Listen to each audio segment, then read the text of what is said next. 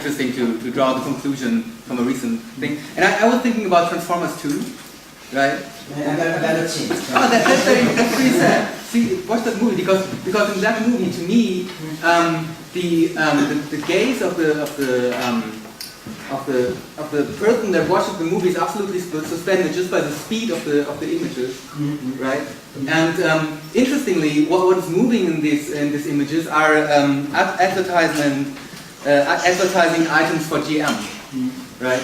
So I would have liked to hear you about that. Perhaps you can, I don't know. But the interesting thing is that this connection between this collage thing and the communism seems to be flawed at this point, right? Because it's absolutely a capitalistic advertisement movie. Which film? It's Transformers 2. Okay. And absolutely Hollywood pop movie. Okay, but I cannot agree. I can say I agree or I disagree. No, okay, but thank you for your intervention. So, you had a question, yes? So, you said the eye can only see if it stops looking, and What it was? I don't know. okay, bracketing the quote. If with the moving and with looking, with the relationship between looking and moving and cinema, and it seemed very appropriate in the Soviet communist era. This was, replicating the production, but now in contemporary art, it seems like the focus is almost entirely on looking, and the role of the screen as this, as it, that the screen is the art, and so it's not about feeling, it's about looking, and in a way, the art produces a sort of blindness, and I don't know how you would respond to that. Well, I think, of course, there are so many things in contemporary art. It's difficult, to draw, a kind of general conclusions. But it's true that very often, yes, it's about looking, and was the utopia for the utopia in the times of Vertigo. Precisely, the utopia which is more or less taken up by Deleuze. It is why Deleuze praises Werther so much. But the eye escapes. That the eye escapes, so that the visual is much more, about communication. You have this idea that the eye is like, this telephone exchange. Just the eye becoming just, the way of connecting this to that. And it's true that, of course, it's opposed to any kind of fixation, on the look, etc. And it is true that many things, many video films, today, are precisely about looking, which as a kind of interruption. So that there can be many reasons, for producing this kind of interruption. You can do it from a Lacanian point of view, from a political point of view. If you think that you must look, and at the end, something will happen. We will have either the revelation of the truth or a specific experience of time, etc. But it's true that there is a very strong strength, in contemporary art, to make us stop and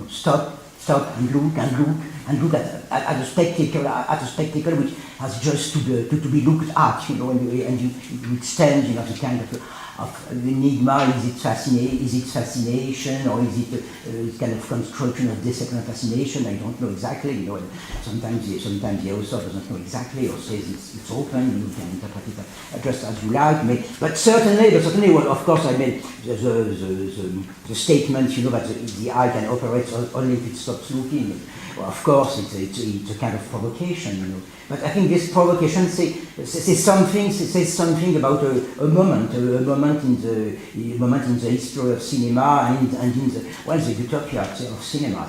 And certainly we are not really, in this kind of moment.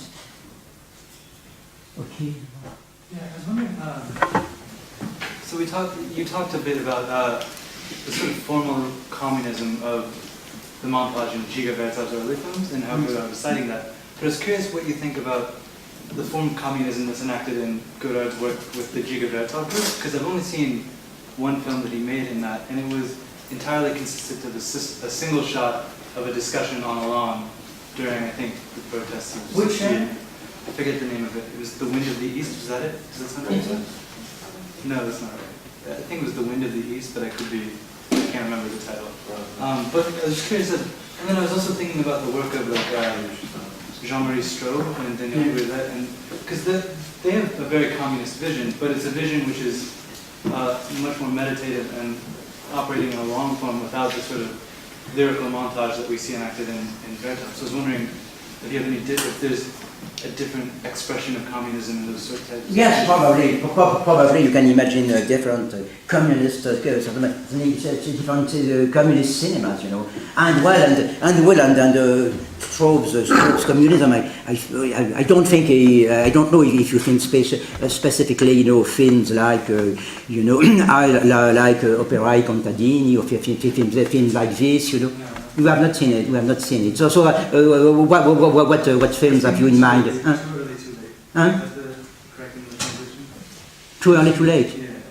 Too early, too late. Well, it's difficult for me to say because it's a film I find boring. But it's true. I think because there are different forms of communist film, you know, in the work of Straub and Louis. I would say precisely you have dialectical films, you know, where communism is constructed, you know, where communism must be produced by the confrontation, you know, of the elements that appear on the screen, you know, and there is a kind of lyrical communism, you know, like precisely in films like the one I was mentioning, you know, Operae Contadini, where communism becomes some new sense of relation between man and the earth, so the kind of peasant communism, so kind of new kind of ideal of contemplative communism. It's certainly a kind of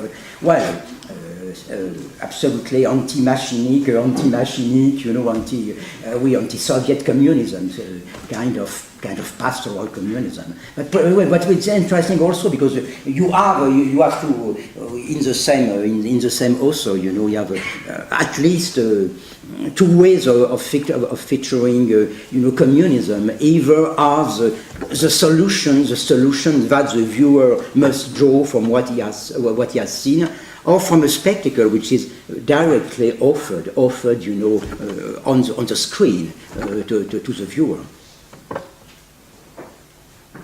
Okay.